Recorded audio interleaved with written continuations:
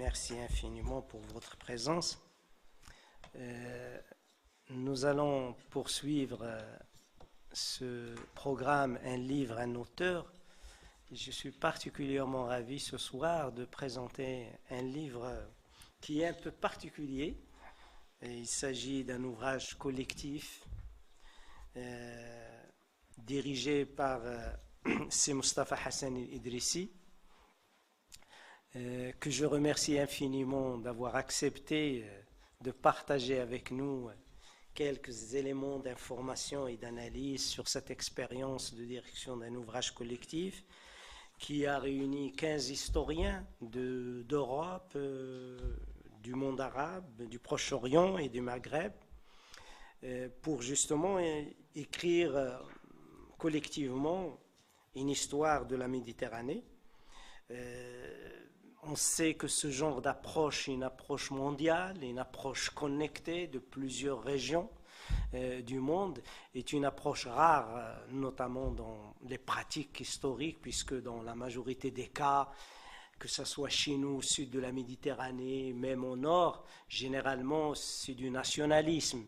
L'histoire est approchée de manière locale, territorialisée, nationale, ce qu'on peut appeler une sorte de provincialisme جهوية تاريخية إن شئنا يعني ما كيجيش للبال الواحد أن on peut faire l'histoire des Almohades à partir du Maroc.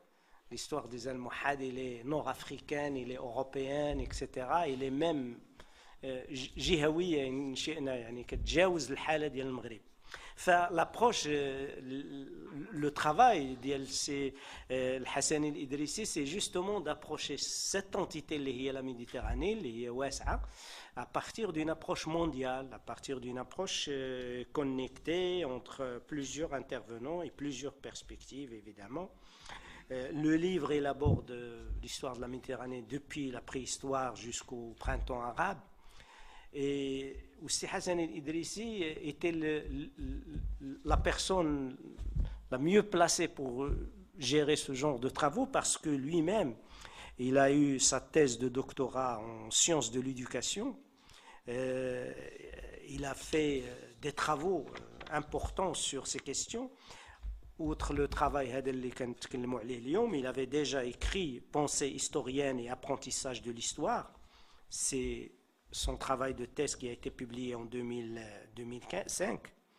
Il a écrit beaucoup, évidemment, de travaux, notamment des articles, des études sur ces questions. هو اللي عمل تنسيق ديال الأعمال اللجنة الديداكتيكية الموجز تاريخ المغرب اللي شرف عليه السي محمد القبلي في المعهد الملكي للدراسات التاريخية في 2015. Il a beaucoup travaillé sur la façon d'enseigner l'histoire, la didactique de l'histoire. Il a une longue expérience et aussi il a cumulé beaucoup de recherches dans ce domaine.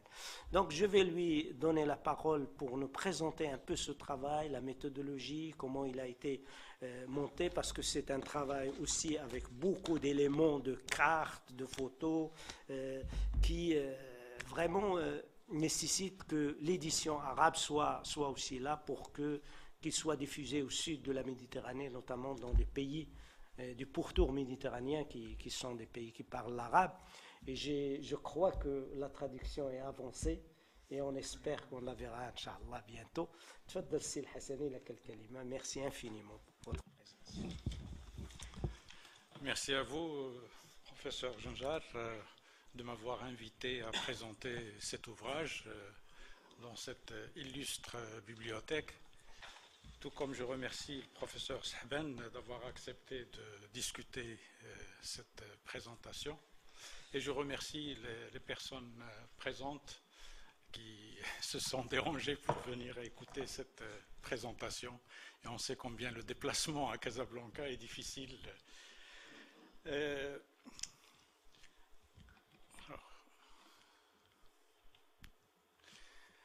Je vais faire cette présentation en répondant à un certain nombre de questions. La première question, c'est tout d'abord pourquoi cet ouvrage.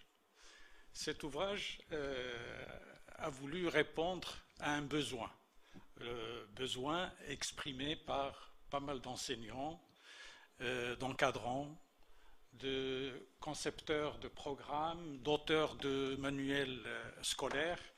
Et donc, c'est une référence qui a voulu contribuer à l'enseignement et à l'apprentissage de l'histoire de la Méditerranée. Contribuer à cet enseignement sans tomber dans l'érudition, parce qu'on sait combien pas mal d'ouvrages existent sur la Méditerranée, mais qui sont inaccessibles, tant intellectuellement que matériellement, pour se les procurer, pour pouvoir les lire rapidement, pour préparer une leçon. Donc, c'est pour aider les enseignants à connaître mieux l'histoire de la Méditerranée. Alors, ce besoin des enseignants, des concepteurs de programmes, etc., il a pris forme dans un contexte particulier, un contexte à la fois politique, historiographique et didactique. D'abord, il y a eu les attentats du 11 septembre. Ces attentats de 2001 ont vu la thèse du choc des civilisations, cette thèse qui date depuis 1993, mais c'est surtout après ces attentats qu'elle s'est déployée, qu'elle s'est affirmée dans le monde. Et cette thèse a été exploitée politiquement par les extrémistes aussi bien au nord qu'au sud de la Méditerranée. D'abord, cette thèse elle a amplifié les problèmes d'intégration des immigrés en Europe. Et elle a multiplié aussi les difficultés des modernistes au sud de la Méditerranée, leur programme de modernisation, de modernité plus que de modernisation, leur programme de laïcité, de démocratie, tous ces programmes ont trouvé plus d'obstacles dans la rive sud de la Méditerranée. Alors, dans ce contexte sociopolitique, plusieurs organisations internationales, mais aussi des institutions universitaires, des associations, se sont penchées sur la question de la représentation de l'autre. Ils ont cherché à savoir quelles sont les raisons profondes qui sont derrière le rejet de l'autre, cette haine qui se développe de part et d'autre de la Méditerranée.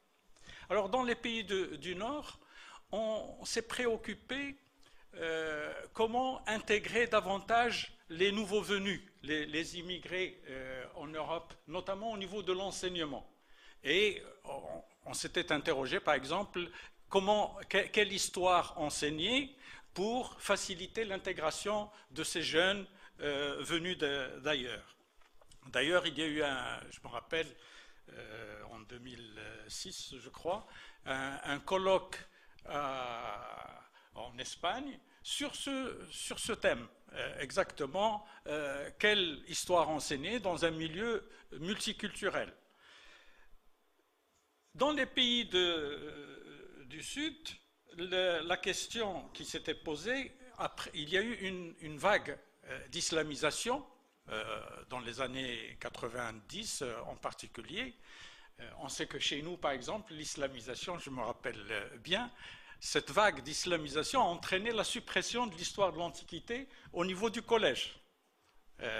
Donc, c'est dire que l'enseignement a été imprégné par cette vague d'islamisation. Et toutefois, sous la pression de certains pays comme les États-Unis ou de certains organismes, on a poussé ces pays à revoir leurs programmes et à les réviser à l'aune de la représentation de l'autre, et en particulier à l'aune de la représentation de l'Occident. Et donc on a commencé à confectionner des programmes et des manuels qui rejette ou élimine toute hostilité vis-à-vis des Occidentaux, vis-à-vis des chrétiens, vis-à-vis des Juifs. Alors, dans ce sillage, dans ce contexte, il y a eu plusieurs publications où la question de l'altérité a été posée. Je cite quelques exemples. Il y a eu, par exemple, à Rabat, on a organisé un colloque international en 2004, mais qui a été publié plus tard en 2007, Rencontre de l'histoire et rencontre de l'autre. Donc la question de l'altérité était posée. Et puis il y a eu un deuxième ouvrage qui est paru pendant cette période, la Conscience de l'autre. Il est paru en espagnol. D'ailleurs, tous les textes, même écrits par différents pays, ont été traduits en espagnol. L'islam et l'Europe dans les manuels d'histoire. On a choisi des pays musulmans et on leur a demandé d'écrire comment l'Europe est perçue dans les manuels d'histoire musulmans, des pays musulmans, et le contraire pour l'Europe. Un troisième ouvrage qui s'appelle Raconter l'islam, en anglais celui-là, où on s'interroge surtout comment en Europe on perçoit l'islam, le monde musulman. Et puis il y a des ouvrages académiques, purement académiques, comme celui-ci, La civilisation islamo-chrétienne, son passé, son avenir. C'est un ouvrage qui, contrairement à d'habitude, il essaye de montrer une certaine unité entre la chrétienté et l'islam, ce qui les relie plutôt que ce qui les sépare.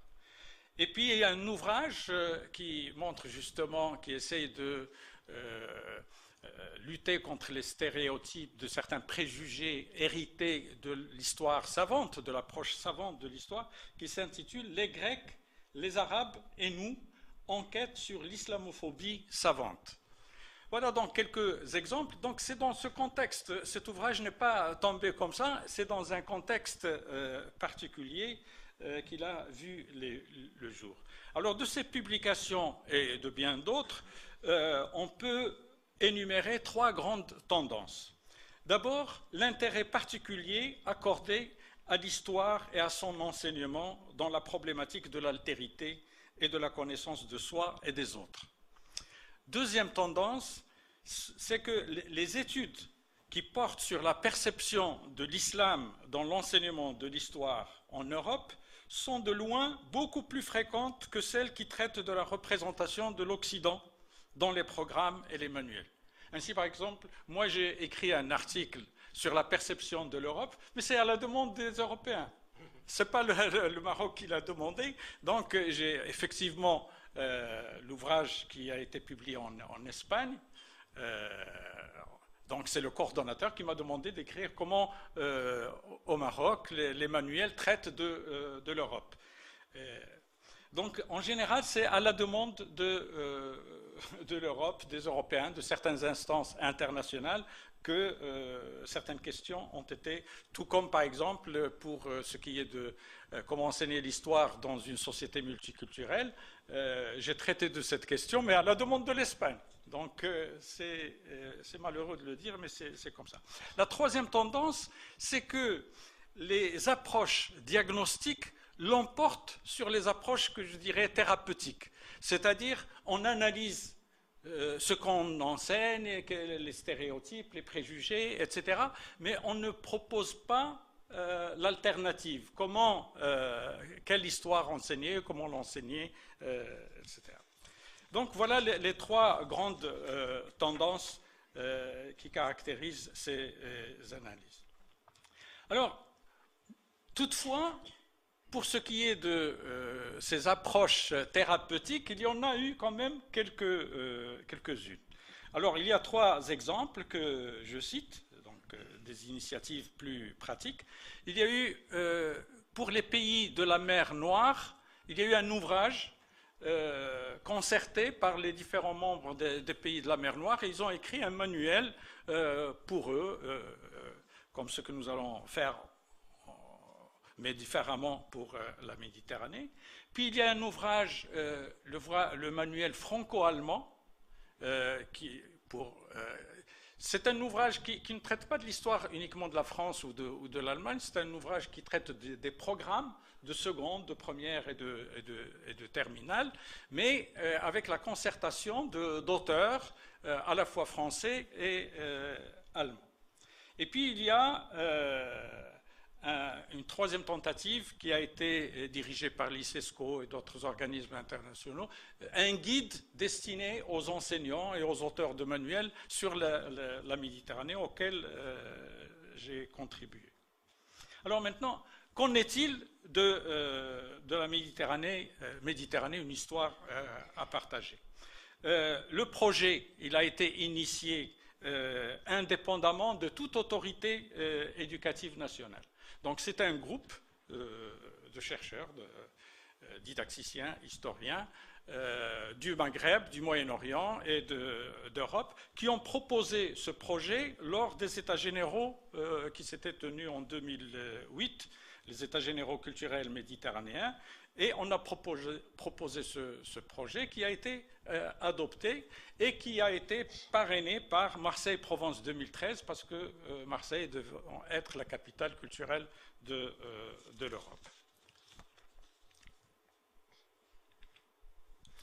Alors, deuxième question, pourquoi cet ouvrage se présente comme un manuel commun d'histoire méditerranéenne?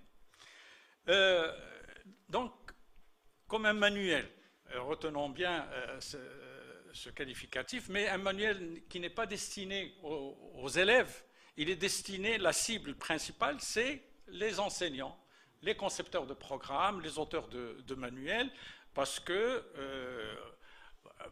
pour que ce soit un manuel pour les élèves, il faut que toutes les autorités nationales de différents pays soient d'accord, ce qui n'est pas possible, alors que le livre peut circuler plus facilement entre les mains des enseignants. Donc un manuel pour les enseignants, un manuel aussi d'histoire méditerranéenne. Donc il ne s'agit pas d'un ouvrage d'histoire en général pour les pays méditerranéens, non, il s'agit d'une histoire uniquement de la Méditerranée, mais destiné à l'ensemble des enseignants, etc. C'est son ambition, ça ne veut pas dire qu'il a réussi, c'est son ambition, mais déjà on a touché quelques pays. Alors, une autre question, quel est l'intérêt public de cet ouvrage? Tout simplement de combler une lacune. D'habitude, quand on examine les manuels, par exemple français, prenons un pays du Nord, c'est surtout l'Europe, c'est le Nord qui est traité, et d'une manière accessoire, très secondaire, les pays du Sud.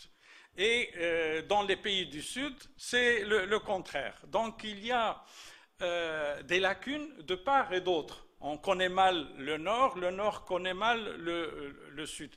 Or, c'est la complexité de toute la Méditerranée, de cette histoire méditerranéenne qu'il faut connaître. Et on ne peut l'appréhender qu'en se détachant d'une histoire ethnocentrique, d'une histoire nationale, nationaliste.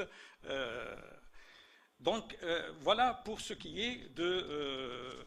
Et puis, il s'agissait pour nous, dans cet ouvrage, de nous éloigner de ce regard de l'autre. Il n'y a pas le regard de l'autre, il y a une sorte de regard qui vient du ciel.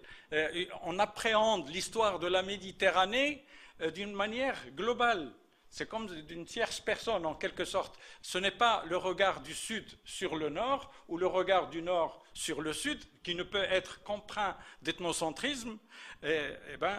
Voilà un peu ce qu'a été notre ambition.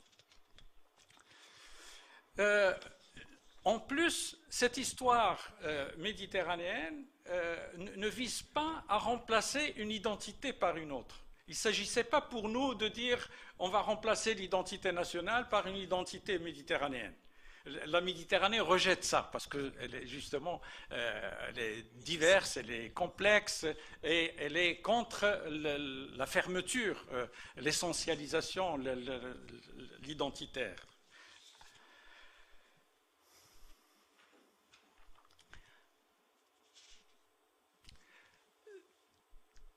En outre, nous sommes partis dans cet ouvrage d'un principe, c'est que ce n'est pas en proposant des contenus sur l'histoire de la Méditerranée qu'on va régler le problème de l'ethnocentrisme seulement. Donc ce ne sont pas que les contenus qui peuvent contribuer à remédier à cela, mais on a besoin aussi d'exercer les élèves à la pensée historienne, à réfléchir, parce que les contenus, on peut les oublier, mais la méthode, la façon de penser, elle reste plus longtemps que les contenus. Et c'est pourquoi donc l'ouvrage est constitué de la façon suivante. Il y a d'abord des chapitres classiques. Il y a une périodisation, une division classique, préhistoire, antiquité, Moyen-Âge, temps moderne et période contemporaine. Mais chaque chapitre est divisé en deux parties. Il y a une synthèse et il y a des études de cas. La synthèse, elle donne des contenus, c'est du prêt-à-porter, si vous voulez, donc c'est des lectures, un ensemble de lectures. On a fait la synthèse mais avec cette philosophie, appréhender les choses d'une manière globale. Et puis il y a un volet didactique qui s'appuie sur une série d'études de cas qui permettent d'aborder des points qui ont été abordés trop rapidement ou qui n'ont pas été abordés du tout dans l'ouvrage et qui offrent aux enseignants un sujet, une problématique et des documents sur lesquels on peut travailler en quelque sorte. Et d'ailleurs, nous verrons tout à l'heure à la fin quelques exemples, parce qu'il y a un site qui a été publié, un site de la CNDP en France, où on a choisi de cet ouvrage une douzaine d'études de cas et qui couvrent les différentes périodes de l'histoire, et où on a problématisé les sujets avec les documents, etc. Et l'intérêt de ce site, c'est que ces 12 cas existent aussi bien en français, comme on peut le trouver dans l'ouvrage, mais aussi en arabe, parce que ça a été traduit pour toucher les pays arabes. Donc, nous avons pensé que par le contenu et par l'exercice à la pensée historienne, on peut contribuer à lutter contre les préjugés. On sait que l'historien, la pensée historienne, l'historien ne peut travailler sans empathie pour les autres. Il réussit à se détacher pour connaître des personnes du passé, des personnes d'autres sociétés, d'autres cultures, etc. Donc cette capacité, cet exercice de l'historien, si on initie les élèves un peu à cela, on va favoriser chez lui cette ouverture. Donc par le contenu et par la pratique méthodologique, on peut faciliter l'ouverture d'esprit de nos élèves. Alors, cet ouvrage tourne autour de la problématique suivante. On avait besoin d'une problématique parce que, vous savez, l'historien ne peut pas aborder l'histoire dans l'absolu, parce que où commence, où finit l'histoire? Il faut un choix. Et ce qui permet de choisir, c'est la problématique. On avait besoin d'une problématique donc pour orienter notre travail, mais aussi pour harmoniser le travail des 15 auteurs de différents pays. Donc il faut qu'il y ait une sorte de cause commune, un objectif commun, et c'est la problématique qui nous a permis cette harmonisation dans le travail.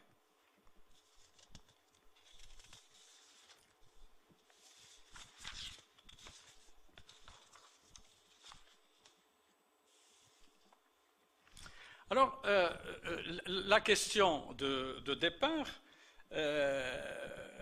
était comment s'est construite autour de la Méditerranée une entité historique spécifique au travers d'une série de tensions. C'est la principale question qui a été posée.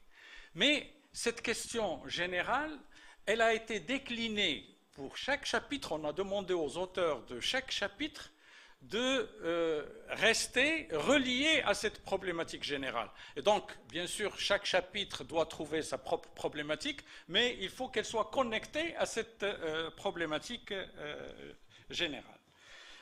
C'est ainsi que, pour la préhistoire, l'interrogation a porté pour l'essentiel sur le peuplement autour de la Méditerranée et sur les brassages culturels à l'origine de l'émergence des premières grandes civilisations méditerranéennes.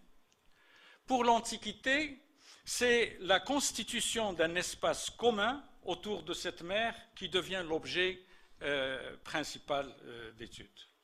Avec le Moyen Âge, la remise en cause de l'unité méditerranéenne est telle que la question au centre de l'étude de ce chapitre a porté sur la façon de raconter une histoire partagée plutôt que des histoires séparées. C'était ça le défi. Pour les temps modernes, c'est le processus et l'explication des débuts du décalage entre rive nord et rive sud en matière de modernité qui pose problème, en plus de la question de l'établissement, de l'affaiblissement du rôle de la Méditerranée dans le système mondial des échanges. Enfin, pour l'époque contemporaine, la région connaissant une forte agitation, la question posée est de savoir si la Méditerranée est devenue une ligne de rupture ou une interface entre les différentes rives. Alors, si la problématisation légitime la sélection des faits, il y a la périodisation qui permet de dater le changement et de démontrer la pertinence des articulations et des tournants. De ce fait, elle permet de penser à la fois la continuité à l'intérieur des périodes, mais aussi la rupture entre elles. Elle organise le chaos de l'histoire et lui donne du sens. Alors, il y a des périodes qui n'ont pas posé de problème au niveau de la périodisation, par exemple la préhistoire ou l'époque contemporaine.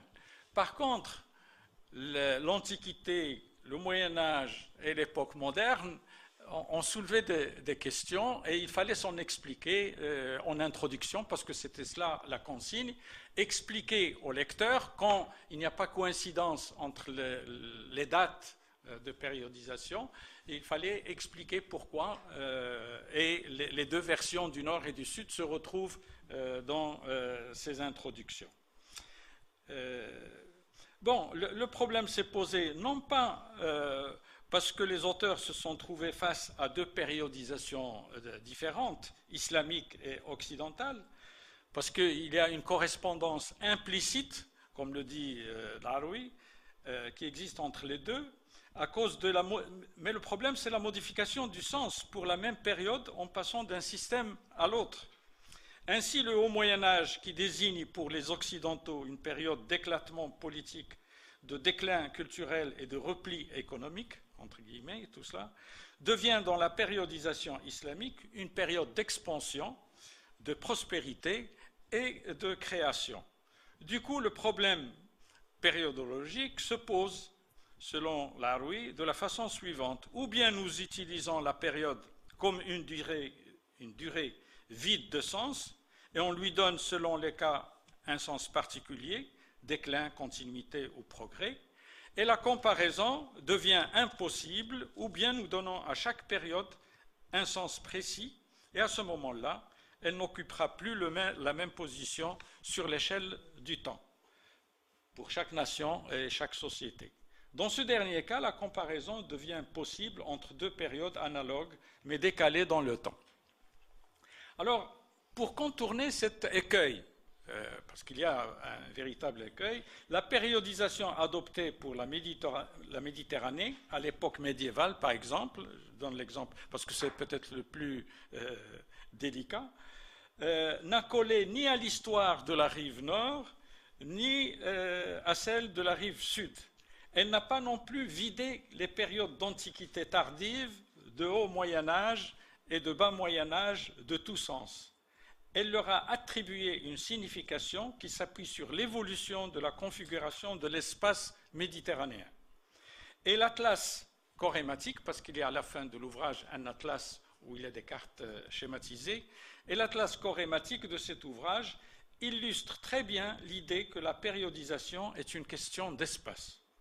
Il faut ajouter à cela que pour reconnaître une entité méditerranéenne, il a fallu l'observer d'une certaine hauteur, en plaçant la Méditerranée dans une échelle beaucoup plus vaste. Cela a permis d'identifier dans une certaine mesure une histoire partagée.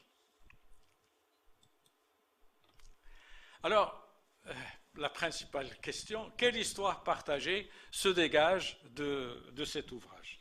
J'espère que je vais répondre à votre consigne. Ce partage remonte à la plus ancienne préhistoire, lors de laquelle l'espace méditerranéen a été marqué par de constantes influences culturelles, par suite des échanges entre les deux rives de la Méditerranée, qui ont fait de ce bassin un lieu privilégié de métissage des civilisations, à partir de patrimoines activement partagés dans un creuset méditerranéen remarquablement fécond.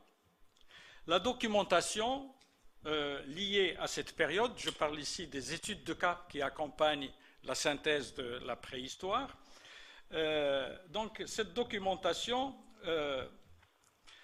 relève d'une part que la révolution néolithique est si longue et si complexe qu'il est impossible qu'elle soit le fait d'une seule entité, individuelle ou collective, mais plutôt le fruit de nombreuses innovations échangées au Mésolithique supérieur, notamment dans le croissant fertile, et d'autre part que, contrairement à une idée assez répandue, la préhistoire n'est pas exempte de conflits. Il y a une autre étude de cas où on montre qu'il y avait en fait des guerres dès la préhistoire. Pour ce qui est de l'histoire de l'Antiquité, cette histoire confirme la tendance observée pour la préhistoire. L'espace méditerranéen devient progressivement un espace partagé grâce à la navigation, au commerce, aux colonisations punico-phéniciennes et grecques, aux conquêtes d'Alexandre et de Rome. En permettant de tisser un réseau de relations entre les peuples, la Méditerranée a permis aux hommes et aux marchandises, aux idées comme aux croyances, de circuler largement entre ces rives. Certes, la guerre a été omniprésente, parce qu'il ne s'agit pas de raconter une histoire aseptisée où tout était bien, que des échanges. Non, il y avait bien sûr des guerres. Il y avait donc des guerres, mais il y avait beaucoup d'échanges aussi, et c'est ça qu'il ne faut pas non plus occulter. Il y avait donc la guerre, il y avait aussi des modèles de fonctionnement de l'État, des modes de fonctionnement du politique. On doit à l'Antiquité l'invention de la philosophie, des mathématiques et de bien d'autres sciences, tout comme l'invention de l'écriture. Et d'ailleurs, il y a des pages intéressantes sur l'invention de l'écriture, qui a joué un rôle des plus importants, non seulement dans la transmission des connaissances, mais dans les échanges en général. Les études de cas de ce chapitre attestent, à travers une série de thématiques, que la perméabilité a toujours été la règle en Méditerranée. C'est le cas pour le phénomène urbain et le fait colonial. C'est également le cas pour les formes artistiques, où la représentation des divinités nées du brassage culturel durant la période hellénistique ou romaine. L'histoire de l'Antiquité nous aide ainsi à concevoir la possibilité d'un monde contemporain où la Méditerranée ne serait pas une frontière entre le nord et le sud, mais un lien entre les populations et les cultures. L'arrivée de l'islam en Méditerranée a-t-elle rompu ce lien entre le nord et le sud de la Méditerranée? Le chapitre consacré au Moyen-Âge déconstruit cette vision, savante à l'origine, passée au sens commun. Savante, c'est Henri Pirenne qui colportait cette thèse. Il démontre que, j'entends le chapitre sur le Moyen-Âge, il démontre que la Méditerranée plurielle, qui a succédé à l'Empire romain, a fonctionné comme une immense fabrique qui attire et redistribue richesses et culture vers le nord comme vers le sud. Et que dans ce système complexe, les alliances tiennent rarement compte des solidarités religieuses ou culturelles. On voyait des chrétiens s'allier à des musulmans contre d'autres musulmans ou chrétiens. Donc ce n'était pas la solidarité religieuse qui jouait, mais les intérêts du moment. Les études de cas confirment le fait que la Méditerranée a continué d'être au Moyen-Âge un immense espace d'échange où les villes italiennes s'imposent comme des intermédiaires incontournables entre l'Europe et le Proche-Orient. Elle montre également comment la Méditerranée médiévale connaît deux grands mouvements de traduction. Il y avait d'abord les musulmans qui initiaient cette traduction au IXe siècle en particulier, mais au XIe siècle, c'est le contraire. Ce sont les chrétiens qui vont se mettre à traduire. Alors, donc, est-ce que l'islam a divisé la Méditerranée? Non. En fait, et contrairement à ce qu'en pensait Henri Pirenne, la Méditerranée ne connaît une déchirure entre le nord et le sud qu'à l'époque contemporaine. Et ce, pour des raisons autres que religieuses. Le chapitre sur la période moderne s'attelle à expliquer comment, dans un contexte de marginalisation de la Méditerranée dans le système mondial, des échanges et de conflits entre l'Empire ottoman et les puissances européennes, un décalage se produit progressivement entre la rive nord et la rive sud en matière de modernité politique, économique et culturelle. Les études de cas de ce chapitre s'arrêtent sur quelques exemples d'acteurs et de victimes des conflits de Méditerranée. Au 1480, les corsaires musulmans, Malte des chevaliers, il y a plusieurs études. Il s'arrête aussi sur quelques manifestations de prise de conscience du retard du Sud vis-à-vis du Nord.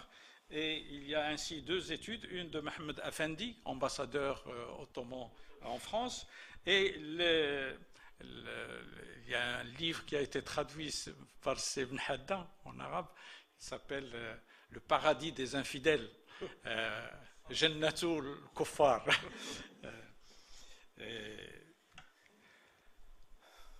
Je vous conseille de le lire sur le site, vous trouverez des documents.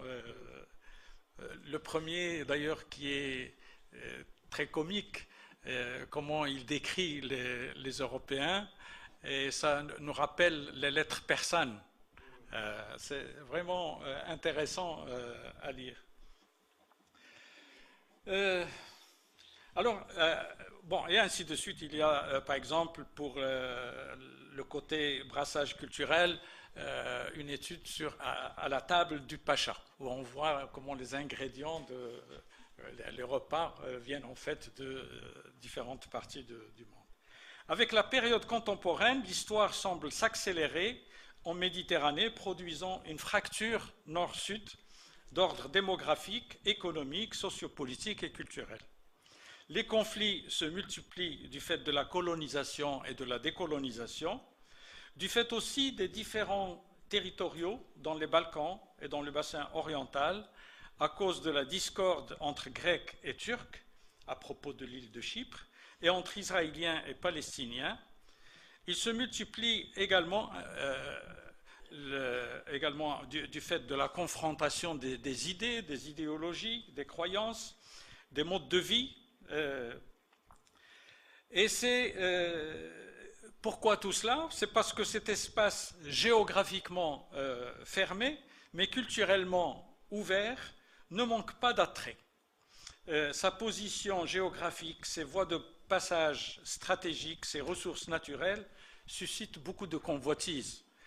Et parallèlement à ces conflits, les tentatives étatiques de rapprochement ne manquent pas, mais c'est auprès de la société civile qu'il y a eu des initiatives pour le renforcement de la coopération culturelle et scientifique, pour lutter par exemple les problèmes de l'environnement, etc. C'est la société civile qui agit le plus. Alors, parmi les études de cas que vous pouvez lire également sur le site, pour garder une relative distance vis-à-vis du problème israélo-palestinien, on s'est basé sur un manuel qui a été écrit par les Palestiniens et les Israéliens. Ça s'appelle « L'histoire de l'autre ». Alors ce manuel, il est très intéressant. Il existe en français, ils l'ont traduit en France, mais il existe en hébreu et en arabe aussi.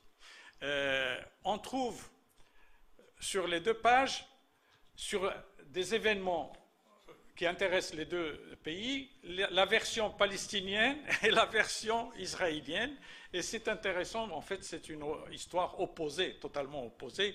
Ce n'est pas une histoire consensuelle, au contraire, mais n'empêche que des auteurs palestiniens et israéliens se sont mis ensemble pour écrire ce manuel. Bon, il y a bien d'autres études. Donc, si vous permettez, pour conclure, je dirais un mot de conclusion, mais aussi je vais vous montrer quelques études de cas, comment c'est conçu. Donc, vous voyez, par l'écrit, par le texte, mais aussi par le document, par la carte, il y a un atlas, on essaie d'offrir une information, des données qui peuvent servir les enseignants, les concepteurs de programmes, etc., pour les aider à concevoir des leçons sur l'enseignement de l'histoire de la Méditerranée. Voilà, cet ouvrage, il a été écrit indépendamment du politique, mais malheureusement, sa réussite ne peut se faire qu'avec du politique, ce qui tarde à venir. Voilà. Si je peux... Hein? Un autre fichier. Non, c'est juste le site, montrer le site pour inciter le public présent à consulter ce site. J'espère que ça vous donnera envie de...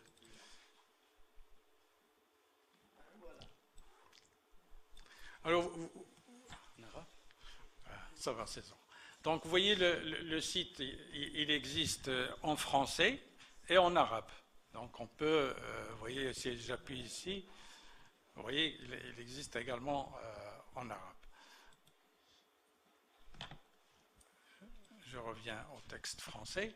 Alors, il y a les 5 chapitres, vous voyez, préhistoire, antiquité, Moyen-Âge, époque moderne, époque contemporaine. Si on prend, je prends le moderne parce que j'ai contribué plus à ce chapitre, donc, mais la conception est la même partout. Alors, il y a d'abord un résumé. Il y a un résumé de chaque chapitre ici, vous voyez. Et puis vous avez les études de cas, ça peut être une étude, 2, 3, ça dépend des chapitres. Ici, il y a deux études de cas. Il y a l'expédition d'Égypte, et ici, voilà, non.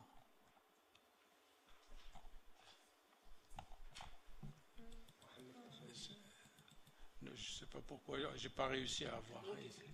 Hein? Oui. Oui, mais je ne réussis pas. Alors, normalement, les deux fonctionnent normalement. Hein? L'expédition d'Égypte. Bon, on a ici, donc, vous avez ici, comment c'est présenté, il y a d'abord une présentation qui problématise le sujet. Vous voyez, ici. Et puis, une présentation succincte des documents, les différents documents qui constituent l'étude de cas. Et ces documents, on peut les ouvrir ici, vous voyez. Alors, ça peut être des textes, donc c'est écrit, mais ça peut être une image ou une carte. Ici, il y a des textes et il y a une image. Alors, là, par exemple, là, vous voyez les signes d'inquiétude chez les Ottomans. Le choc, et ainsi de suite. Vous voyez? Et puis, l'image, bon.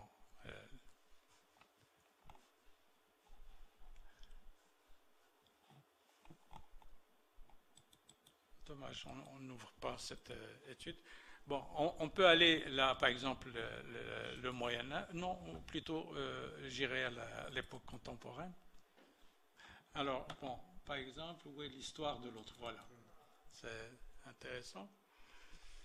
Alors, vous voyez, histoire de l'autre, la même chose, il y a une présentation qui problématise le sujet, hein, et puis les textes. Alors là, c'était facile, on a pris un texte chez les Israéliens et chez les Palestiniens.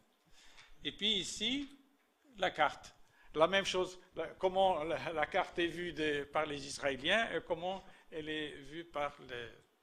Voilà, j'espère que vous mettez l'adresse CNDP, vous mettez Méditerranée et CNDP en fait. C'est une histoire Méditerranée, une histoire partagée, CNDP. Voilà. Je vous remercie. Merci. Merci.